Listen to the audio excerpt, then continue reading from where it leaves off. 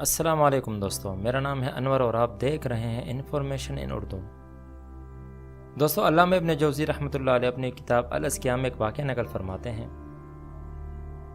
کہ ایک شخص حج کی غرض سے بغداد آیا۔ اس کے پاس ایک قیمتی ہار تھا جس کی قیمت تقریباً 1000 دینار تھی۔ اس نے وہ ہار فروخت کرنے کی بڑی کوشش کی پر وہ نہ بک سکا۔ سو وہ ایک سونار کے پاس گیا جو بہت اچھی شہرت رکھتا تھا۔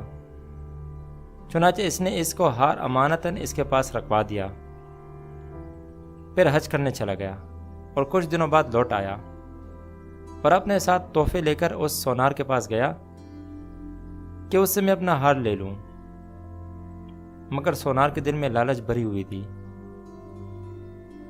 اور اس نے حاجی صاحب کو پہچاننے سے انکار کر دیا اور کہا، تم کون ہو اور یہ کیا ہے؟ اس نے کہا، میں اس ہار کا مالک ہوں جو میں نے تمہارے پاس امانتاً رکھوایا تھا۔ پر سونار نے اس سے بات نہیں کی اور دھکے دے کر اسے گھر سے نکال دیا اور کہا، تم مجھ پر الزام لگا رہے ہو۔ لوگ ان کے ارد گرد جمع ہو گئے اور حاجی صاحب سے کہا، تمہارا ستیہ ناس ہو، یہ سونار تو بہت نیک آدمی ہے، تمہیں الزام لگانے کے لیے کوئی اور نہیں ملا؟ حاجی صاحب حیرت زدہ رہ گیا۔ وہ دوبارہ سونار کے پاس گیا مگر سوائے گالی گلوچ اور مار پٹائی کی اور کچھ نہ ملا۔ کسی نے اس حاجی صاحب سے کہا کہ تم امیر مملکت کے پاس کیوں نہیں جاتے؟ وہ ان امور میں بہت دور اندیش ہیں۔ چنانچہ حاجی صاحب نے اپنا واقعہ لکھا اور اس کو امیر مملکت عبداللہ بن ابراہیم تک پہنچا دیا۔ دوسرے دن امیر مملکت عبداللہ بن ابراہیم نے اپنی درباری سے کہا کہ اس حاجی صاحب کو یہاں دربار میں لے کر آؤ۔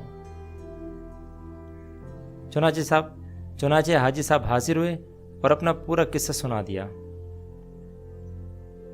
امیر مملکت عبداللہ بن ابراہیم نے حاجی صاحب سے کہا، تم کل اس سونار کے پاس جاؤ اور اس کے دکان کے سامنے بیٹھ جاؤ۔ اگر وہ تمہیں منع کرے تو اس کے سامنے والی دکان پر صبح سے مغرب تک بیٹھے رہنا اور اس سے بات نہ کرنا۔ 3 دن تک مسلسل یوں ہی کرتے رہنا۔ چوتھے دن میں تمہارے سامنے سے گزرتے ہوئے تھوڑا سا رک کر تمہیں سلام کروں گا تو تم نہ میرے احترام میں کھڑے ہونا اور نہ ہی میرے سلام کا جواب دینا۔ جب میں چلا جاؤں تو دوبارہ اسے اس ہار کی یاد دہانی کروانا۔ پھر وہ سونار جو کچھ تمہیں کہے گا وہ مجھے بتانا۔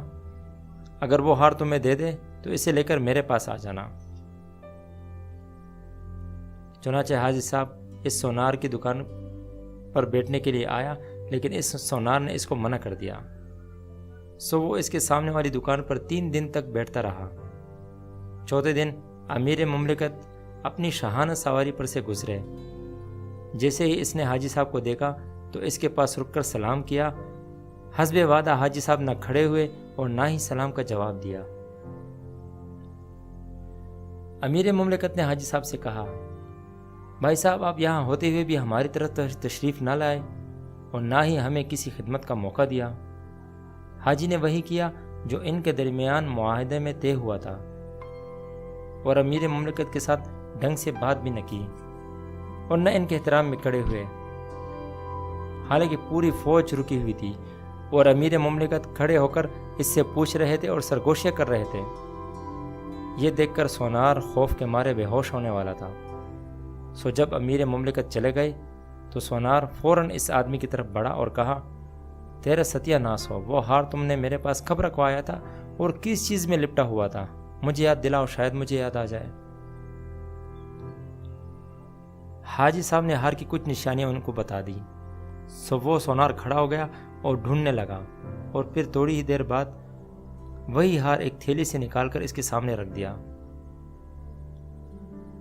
اور حاجی صاحب سے کہا، میں تو بالکل بھول ہی گیا تھا اور اگر تم مجھے ابھی یاد نہ دلاتے تو مجھے کبھی یاد نہ آتا۔ اس حاجی صاحب نے وہ ہار اس سے سونار سے لے لیا اور اپنے دل میں کہا، اب مجھے امیر مملکت کو بتانے میں کیا فائدہ ہے؟ پھر سوچا ہو سکتا ہے وہ اسے خریدنا چاہتے ہوں۔ چنانچہ وہ ان کے پاس گیا اور ساری بات انہیں بتائی۔ امیر مملکت نے اپنے درباری کو وہ ہار دے کر سونار کی دکان پر بیچتے ہوئے کہا، یہ ہار سونار کی گردن میں لٹکا کر اسے دکان کے دروازے پر ہی پھانسی دے دو اور یہ اعلان کر دو کہ جس نے امانت میں خیانت کی اس کی یہ سزا ہے۔ چنانچہ سپاہی نے ایسے ہی کیا۔